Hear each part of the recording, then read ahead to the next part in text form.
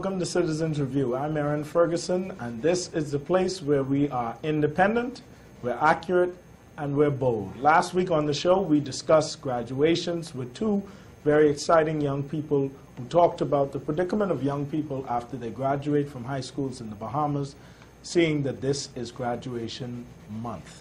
We also discussed the predicament with voting. A lot of young people feel that they may not vote in the next election, and I hope that we can somehow come to some sort of consensus as to what to do, because most people feel like the two parties have failed them. Also last week, we talked about the Citizens of the Year Award. And this week, I want to commend our recipients from Nassau Schools, C.V. Bethel, Danielle Miller, and also R.M. Bailey, which had a graduation that you would have seen on the news, and it was the first public school to have caps and gowns at the graduation. Congratulations, Mr. Anderson, the principal, for doing such a good job, and of course, our Citizens of the Year Award recipient, Sloan Smith. Thank you for participating. And so that you know, our sponsors, SSI, Le Blue Bottled Water, also Nature's Pearl, and Celsius Drink are sponsoring the awards, and also a trip to Eleuthera, to the Cape Eleuthera Institute and the Island School, so that those students learn sustainability, they learn energy independence, and all sorts of other things that our politicians don't even begin to address. So that's the Citizens of the Year Award. We thank those students for excelling as they did, and for exemplifying our title of independence, accuracy, and boldness. The other thing I want to point out is that when we released the requirements for the Citizens of the Year Award, we asked for objective requirements. We said that we wanted students to be independent, we wanted them to be bold and encourage other students towards greatness, we wanted them to be accurate and have a sense of righteousness in everything that they do. We explained that we did not have a grade requirement because the greatest students may not be the best performing in the classroom, but they can certainly be great students. And the result was that we got 4 girls for the 4 awards that we gave away, from 8 Mile Rock High School, Jack Haywood High School, R.M. Bailey High School, and also C.V. Bethel. And that says a lot. Ladies and gentlemen, we have to focus on our young men. And so next year, we're going to start another award and deal directly with the challenges that we face in these communities with young men in the Bahamas. It is a problem. The numbers at COB are staggering in terms of the ratio of men to women, and we have to begin to address it. Finally, this week is an exciting show. We're going to be dealing with economics, talking to the accountants from the Bahamas and from all over the Caribbean, and in fact, all over the world, from Canada, from the UK, and also from the United States.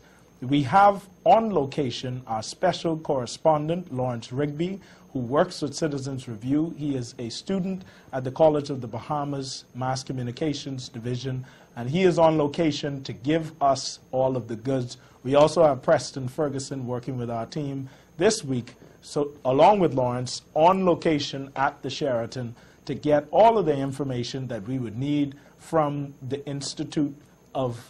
Caribbean Institute of Chartered Accountants. I'm not sure if I said that correctly. Let me correct myself. It's the Institute of Chartered Accountants of the Caribbean. And so you would see them, they're on location. They're going to bring us some interviews from some exciting people from around the Caribbean, from Barbados and Jamaica and Eastern Caribbean and all over.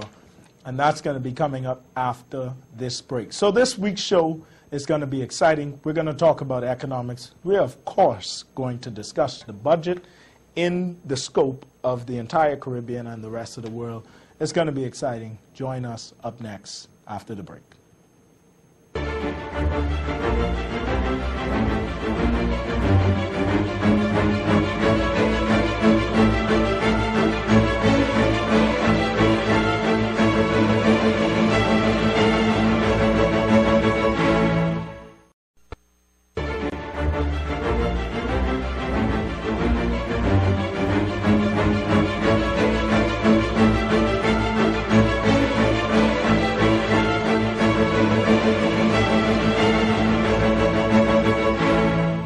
Welcome back to Citizens Review. We'll be talking accounting this week. We have Shah Ali Khan, who is the Director of Practice Monitoring with the ACCA from the UK in the studio.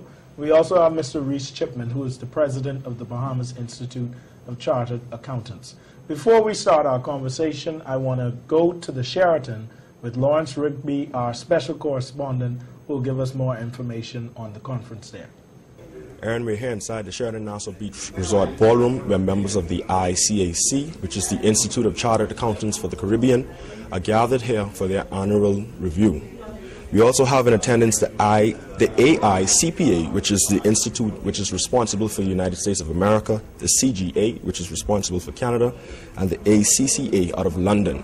Some of the speakers highlighting this three-day event include our very own Minister of State for Finance, the Honorable Zhivargo Laing, former Prime Minister of Barbados, Minister Owen Arthur, and I'll give you a fun fact about Mr. Arthur in a minute, the presidents of these various institutions. Mr. Owen Arthur, he is the former Prime Minister of Barbados, and he is known throughout the Caribbean for his candidness, quite frankly. And Mr. Arthur, in 2005, was known for his criticism of then Prime Minister Perry Christie and the Bahamian people for its lack of education on what the CSME scheme is all about. So this is going to be an event over 3 days that is going to be covering a lot of issues facing accountants, economic policies throughout the region, and it's going to be interesting to see what exactly comes out of these meetings. As we all know, Caribbean countries at this time, they're being pressed in terms of their budgets and their reports and their reviews.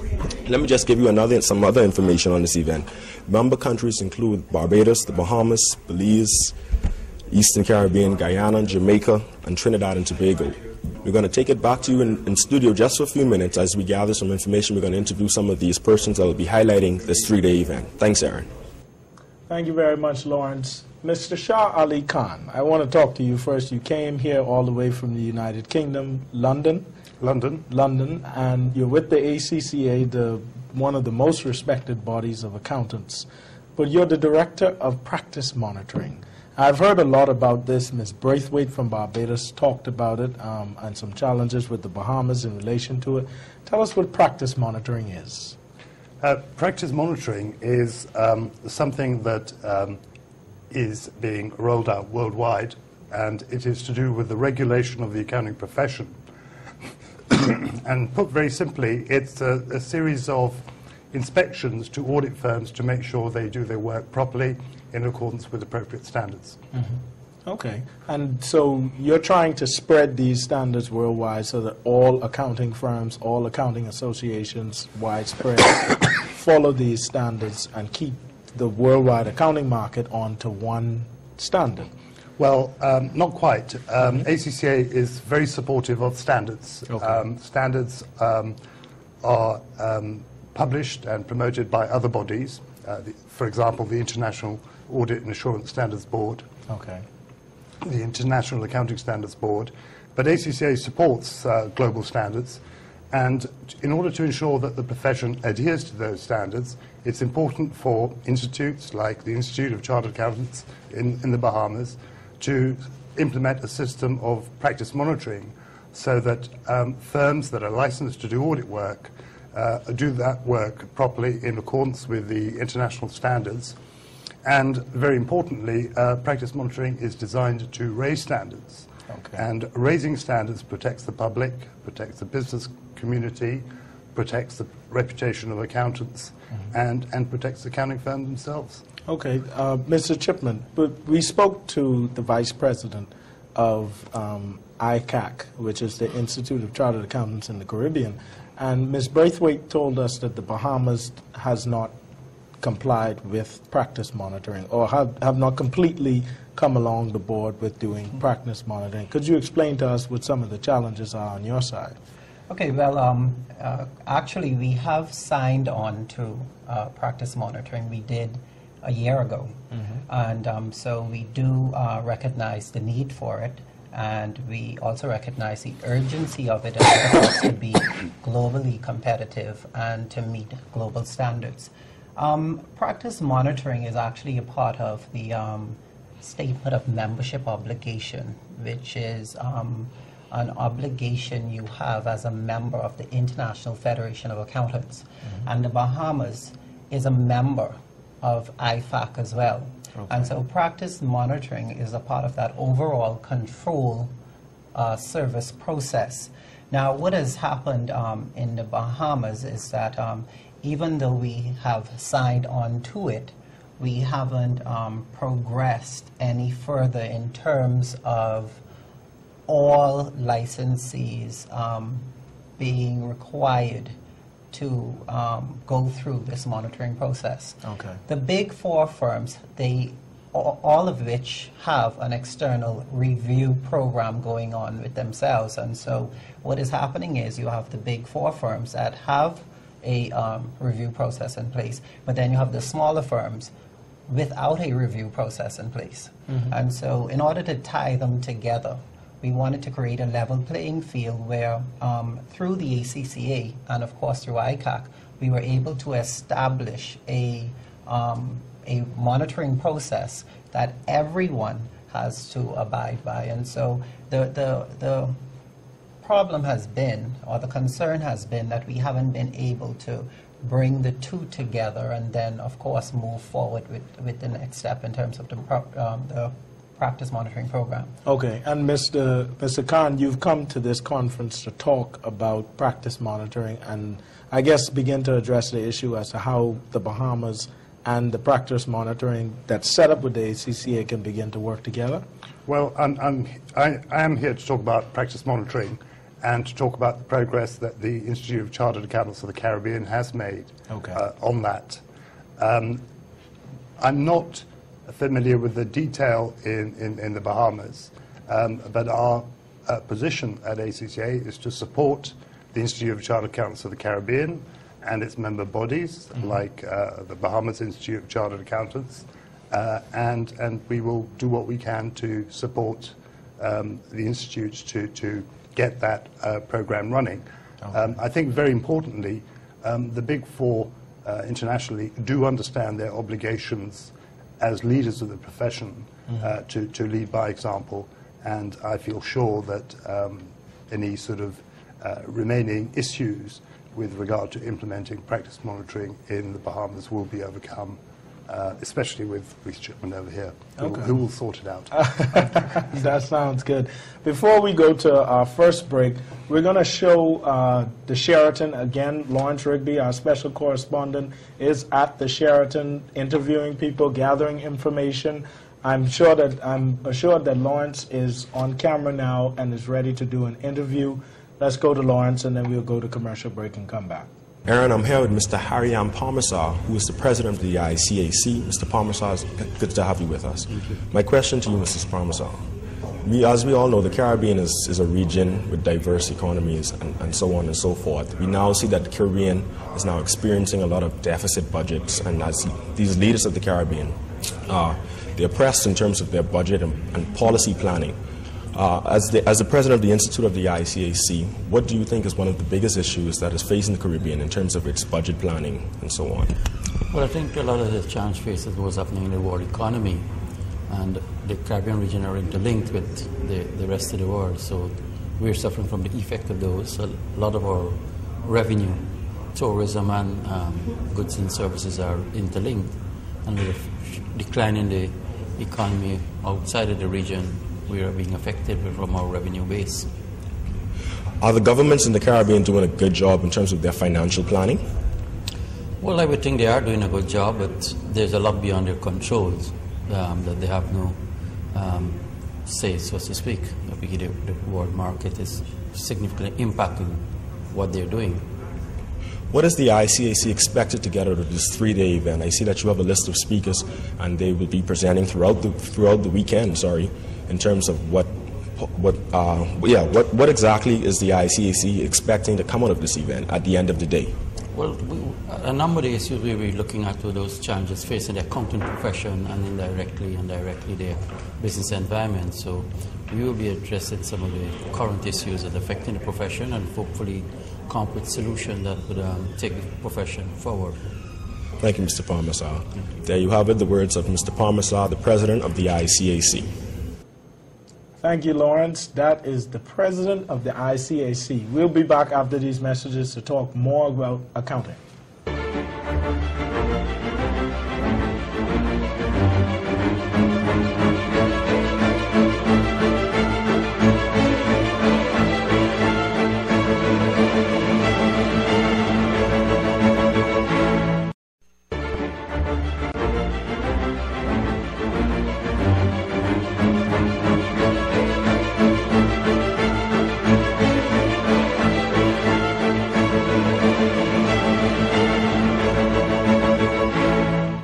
Welcome back to the show. We're here with Mr. Shah Ali Khan from the ACCA. He's the Director of Practice Monitoring and also the President of the Bahamas Institute of Chartered Accountants, Mr. Reese Chipman.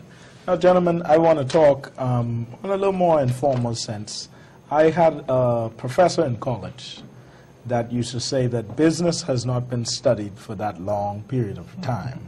So you have things like law and things like politics, theology. All of these things have been studied for thousands of years, and business has been studied for some 100 years.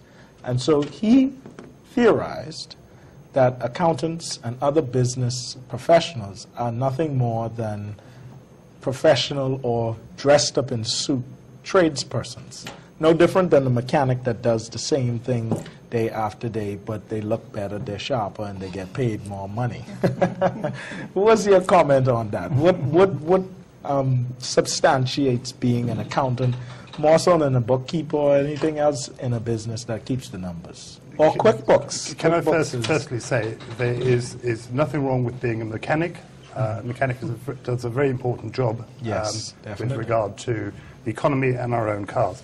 But I think the important issue is that in this global industrialized world we live in, economic growth, economic activity becomes very, very important in respect of the everyday lives of the population of the world. And I think we shouldn't underestimate what the importance of economic growth in the world today.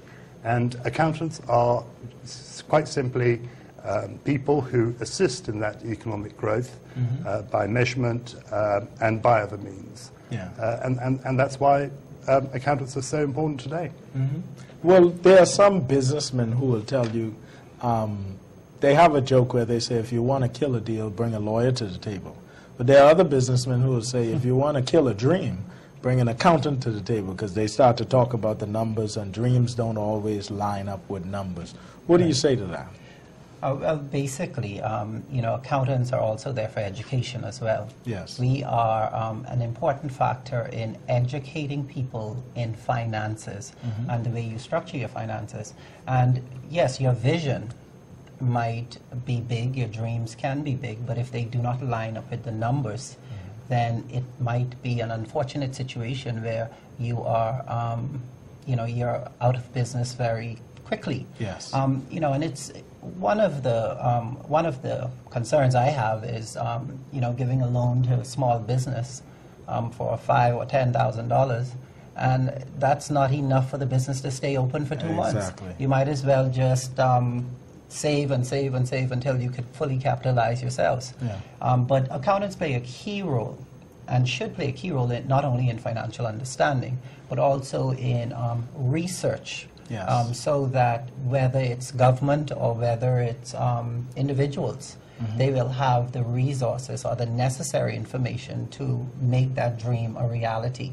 And so sometimes, even though you have a dream, and you might have a grand vision, we're not saying that it's not possible.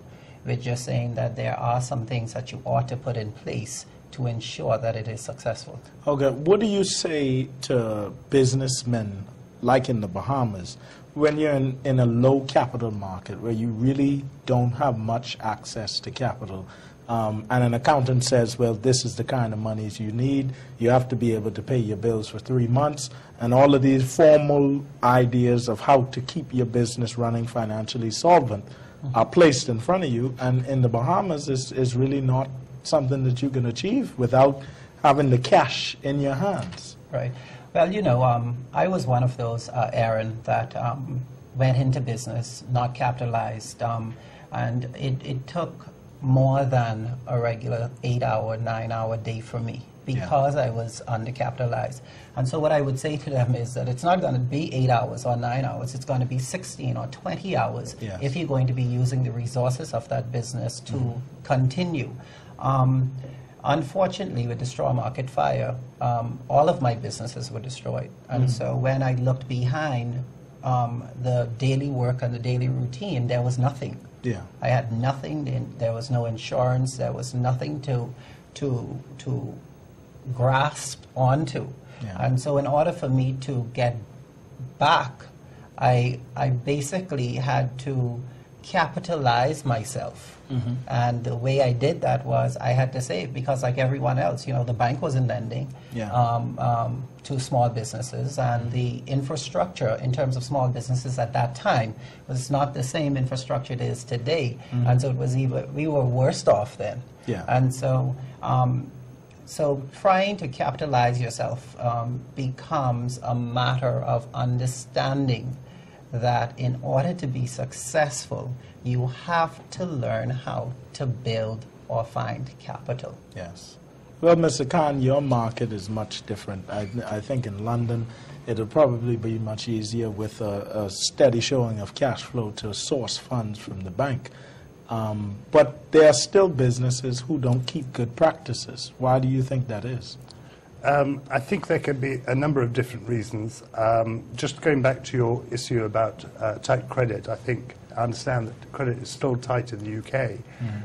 But I think what is very important is banks will lend or be more prepared to lend to those firms that come up with proper proposals, business plans, which are properly constructed, list the assumptions, which hopefully are reasonable assumptions, have a forecast with regard to profits that the business might earn, the cash it will need, the cash it will generate, and as Reece Chipman said, you know, the capital that's required.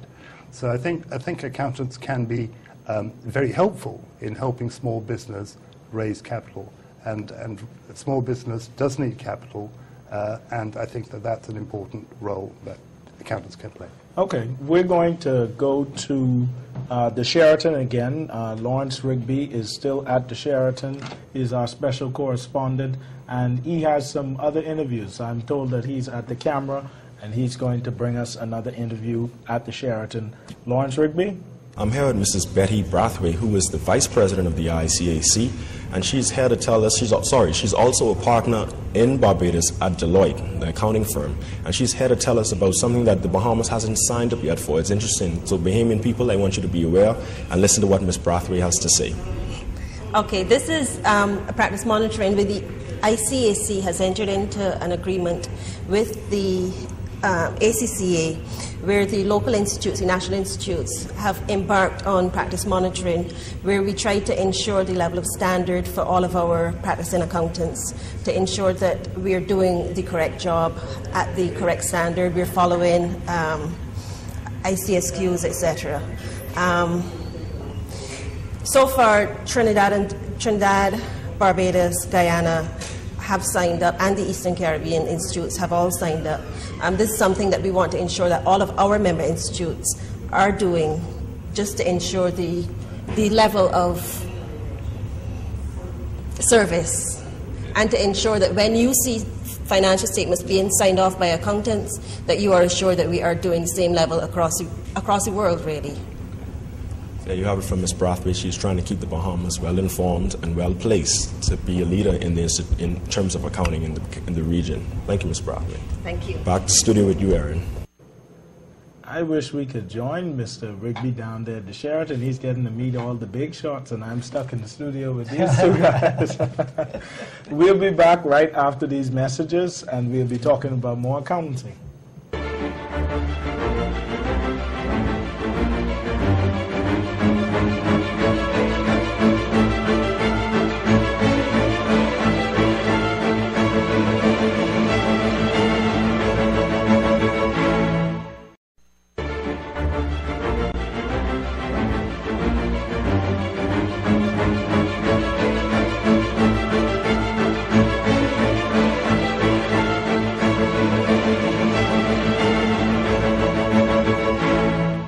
Welcome back to the show. This is Citizens Review, and we are talking accounting today. We're here with Mr. Shah Ali Khan of the ACCA. He's the Director of Practice Monitoring, and also Mr. Reece Chipman of the Bahamas Institute of Chartered Accountants. Before we begin, again, we have Lawrence Rigby at the Sheraton on location, and he is getting interviews. I'm told that he has an interview up now.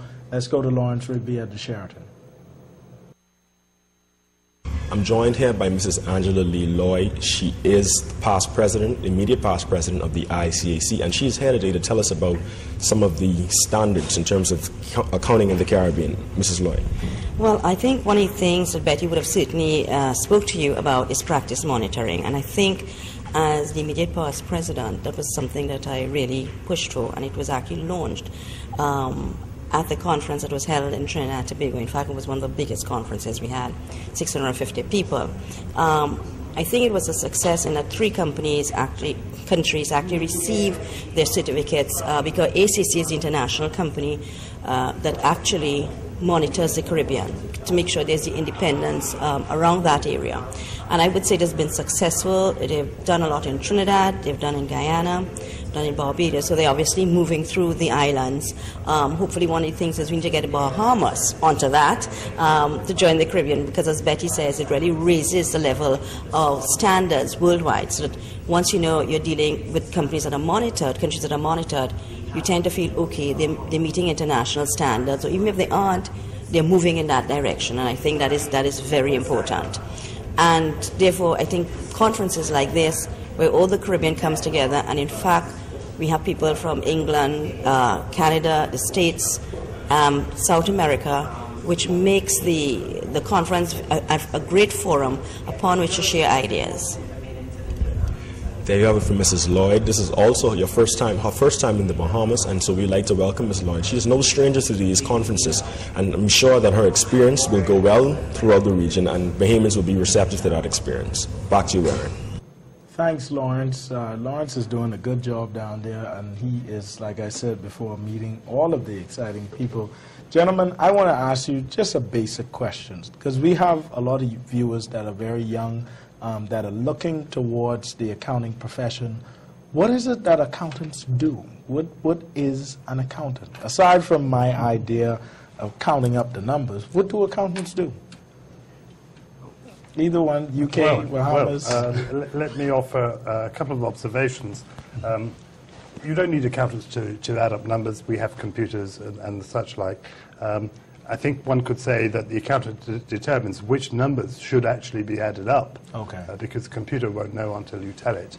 But no, I think especially in this day with technology, the accountant's role has changed.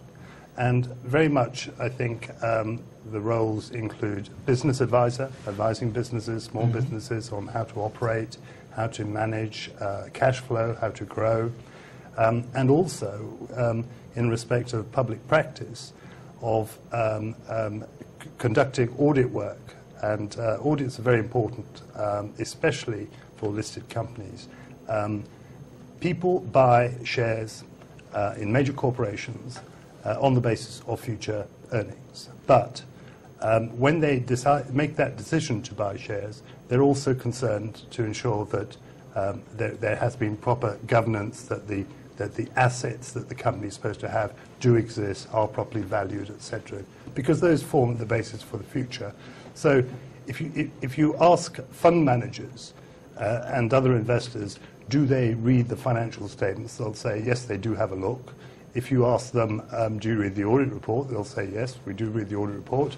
But most importantly, if there wasn't an audit report there, I think that would create a big problem with regard to capital markets, yes, with regard to investment. And therefore, although the audit is not always considered terribly fashionable and exciting, it's an extremely important form of reassurance to investors, to potential investors, with regard to the financial statements of the entity that they're considering investing in. So I think it is very important, especially with regard to capital markets, inward investment, economic growth. Go ahead. Yeah, also just to add to that, accountants, we do look at the numbers that you have added up. We also help you to comprehend those numbers. So comprehension of financial information is also very important. Okay, that is understandable. So you might have financial information, but do you understand what it means? Do you speak the language? And so finance and accounting has its language, and from in that language, there are certain accounting principles that you must follow, because assets cannot be assets in the Bahamas one thing and in the UK another, because that information is used for comparative purposes. Yes. And like Mr. Khan said, it's used for investors to make an informed decision. And so if they're going to look at your business plan, for example, and if they are going to invest in your business, they need to understand whether this business is a good investment or not. And the only way they can do that is through comprehending the numbers or through understanding the numbers. And accountants play a very important, a key role in helping others to comprehend financial information. Okay, quick question before we wrap up. How do programs like QuickBooks, which have become very popular among smaller business persons, how do they affect your business? I know you own your own small accounting firm. Right. And so how do these programs affect, because people are a little more confident that they can, or perhaps overconfident, that they can do their own accounting without needing an accountant to do the work? Correct. And to some degree, in our profession, it is a requirement for companies that we audit for them to prepare the financial information. So QuickBooks has helped in a way to have the information better prepared, more organized for us when we do go in to do an audit. But from the point of view of technology and how it has affected whether or not we are needed to do the accounting work, we are still needed, because sometimes most persons that attempt to, or that use QuickBooks are not aware of the debits and credits and the details of what you have entered. And so even though you are making invoicing, which is something that you do not need an accountant to do, Yes. You also have to understand that when you invoice, where does this debit and credit end up in your report? Yes. And so we are still needed to help them to comprehend the QuickBooks function. Yeah. Otherwise, if you do not understand the function or understand what you're inputting, you definitely will not understand what's going to come on in the output, which is the reports. Mr. Khan, what are the implications for your members of this new technology that allows people to do their own thing? I think it can be looked at as an opportunity or a threat, and I think it should be looked on as an opportunity. Okay. This way, clients do the bookkeeping. They therefore obviously expect some credit in relation to the charges from the accountant. The accountant spends much less time because the client has written up the books, and hopefully with technology to a good standard. And that means that the accountant can concentrate on the value-added aspects, the understanding of those financial statements, the auditing of those financial statements. So I think it's a win for the client, new technology, and it's a win for the accountant. Okay. Well, we're going to go back to the Sheraton and talk to Lawrence. He's on location again, and he's doing another interview. I'm not sure who he's talking to, but he'll let us know. Back to the Sheraton. Conference next year. Yes. Good morning. Jamaica will be hosting a 2011 conference, and this promises to be as good, if not better, than you will have it in the Bahamas. We have planned exciting things for persons coming to the conference. We intend to have this in Kingston. Last time we had it in Montego Bay, and we have quite a package for our members, students, and the wider Caribbean community. Back to you in studio, Aaron. Thank Ms. Vassell for her time. That was Ms.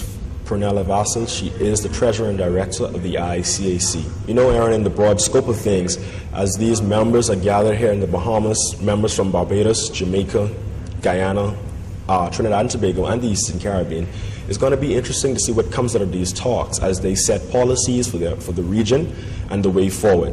Back to you in studio, Aaron. Thank you very much, Lawrence. And before we go, Mr. Shah Ali Khan, thank you very much for coming all the way to the Bahamas from London. Mr. Reese Chipman, thanks for coming to studio. Thank you. Thanks for being, I suppose, you seem like a very good president of the Accounting Association here in the Bahamas. I know you follow in the footsteps of Basil Sands and some of the other great presidents. So accountants in the Bahamas have held their own and kept a good reputation. Yep. And We so, celebrate 40 years next year. We honor all of our presidents. and we thank you for being honest with the books, because we have some honesty challenges here in the Bahamas. Yep. Thank you very much, gentlemen. We'll be back after this break, and we're going to be doing the citizen's arrest. You want to see this one this week. It'll be quite exciting. We also have 4 people for Citizens of the Week. We'll be back.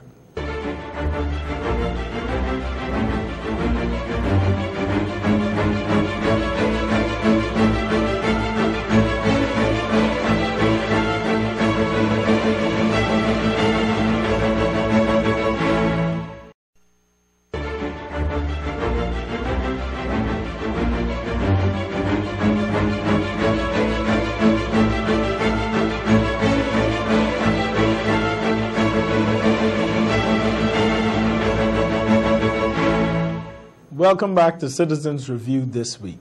Now, this is my favorite and your favorite part of the show, the citizens' arrest. But we always try to make sure that we have positive and well-mannered and well-acting and great contributing citizens to acknowledge every week. We gave away the Citizens of the Year award to 4 deserving young ladies, and this week we have another 4 deserving young ladies to be Citizens of the Week, and those are the Pan Am bronze medal winners. The swimming team that includes Alana Dillette, Ariana Vanderpool Wallace, Alicia Lightbourne, and Jones Communications' very own Nakia DeVoe. These ladies made us proud. They went to the Pan Am Games. They performed well. Alana Dillette, her parents are friends of my parents, and I've known them for a very long time. Al and Kathy Dillette. We grew up in Freeport, good old crew from Freeport. You know, Freeport got some fast swimmers. And so you see her there with her parents. Also, Alana is there with my mother, who came in support, my young, beautiful mother, who people think is my wife. I don't know. I got to stop hanging with her. I ain't going to be able to get married anytime soon. And also myself there, after having done some meetings, went to see Sir Arthur Folkes, our first Haitian descent Governor General, award these young ladies with these beautiful bronze medals that you would see them receiving. Also, I met a wonderful woman there named Eunice. And she said when she saw me on TV, she knew that I had to be related to a man they used to call Junior. Now, Junior is a pet name for my father, Eldon Ferguson. And she said, if he related to Junior, he got to be Bell's nephew, Arabella Cambridge. And so Eunice from the Fort Hill, who knew my grandmother, is there with her family and her granddaughter, the fast swimmer Alicia Lightbourne. And Alicia also has a sister that has qualified for the CAC Games. And so that is one fast family of swimmers. But Eunice, thank you for recognizing me, and also thank you for being a good friend of my grandmother, Miss Marge Francis from the Fort Hill, the dressmaker from Lewis Street. Now, those are the Citizens of the Week, those 4 beautiful and promising Bahamian young women, 2 of which have already received their college certifications. Alana Dillette has graduated from Auburn University, and Nakia DeVoe from Kentucky, and Alicia Lightbourne is studying at Harvard, and Ariana Vanderpool Wallace is also at Auburn University. So we congratulate them. We love Bahamians that do great stuff, but I still say we got to see what's going on with these young men, because the young women are really, really making us proud. Now, the citizens' arrest. I was scavenging through it. You know, sometimes if you follow us on Facebook or at citizensreviewtv.com, you'll see I post up and say, man, who to arrest this week? Well, this week, I am arresting ZNS. Now, I ain't arresting ZNS for all the other foolishness they do and spending up all the money and the millions of executives and all that garbage. because the PLP and the FNM are responsible for that. That's their responsibility. And we do a lot of arresting of the PLP and FNM on this show. But we're arresting ZNS and their executives, not the line staff. They're the hard-working people. I'm talking about the executives. We saw an article from Paul Turnquest in the Tribune saying that ZNS had cut a program where they went on, some of the reporters with Shanique Miller, and did the show called Press Pass. Now, ZNS also has another show called Point of View, I think it is. Now, somebody came up to me and said, I think they do that because you got Citizens Review and that can't on bad. I don't know. But ZNS seemed to have been coming up with some good programming. And then they cut Press Pass and they stopped the show because there were some controversial statements made. See, now this is the problem. This is the problem.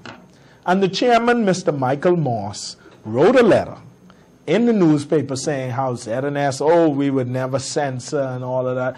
Let me tell you something about the FNM and censoring. And the PLP guilty just like. But I experienced it myself. One of the most shameless Bahamians around, Aaron Kiki Knowles, kicked me out of the FNM convention in November last year because we had, you all know I got stuff to say. And I don't hold back. I just say what needs to be said, and some people don't like that. And so Mr. Knowles asked me to leave. And then next thing you know, I was on Jeff Lloyd's program, and the preacher called me and told me how, things ain't quite working out. And that was just a little too close for comfort in the series of events. And so when I got off radio, they make a monster out of me because now we doing this show, and people like the show, and we are going to keep going forward because JCN don't censor. But ZNS got a problem. And they can tell you they don't censor all they like. They censoring, I don't care what they say, because they determining what we see. And the chairman and the board and the executives are responsible. So this week, ZNS, you lock up. Get your act together, man. Show what the material is. If they speak bad about you because you got bad practices, then let them talk bad about you. And if the FNM and PLP stack the deck and ZNS to give their friend and girlfriend and this one job, then talk it. Let us know the foolishness they do. ZNS is the public broadcasting company. The Broadcasting Corporation of the Bahamas. That's our money they dumping into ZNS. And Mr. Wendell Jones and the other companies are right. ZNS competing against the private companies, and they getting public funds. And that is not fair. Now, I've heard they're going to change it. But in the meantime, ZNS, if Bahamians got to pay for ZNS, then it got to be free. It has to be untouched because it's our TV, our news, and we want it straight. Don't give us no garbage. Don't give us no Ingram news. Don't give us no Christie news, depending on who in power. We want it straight. So, Tommy Turnquest and Obie Wiscombe, y'all could argue all you like. We know garbage going down at ZNS aside from the money. And we know you're censoring. So stop it. Stop it. Let young journalists express themselves, man. That's how we can get the kind of information we need. We can't get it no other way.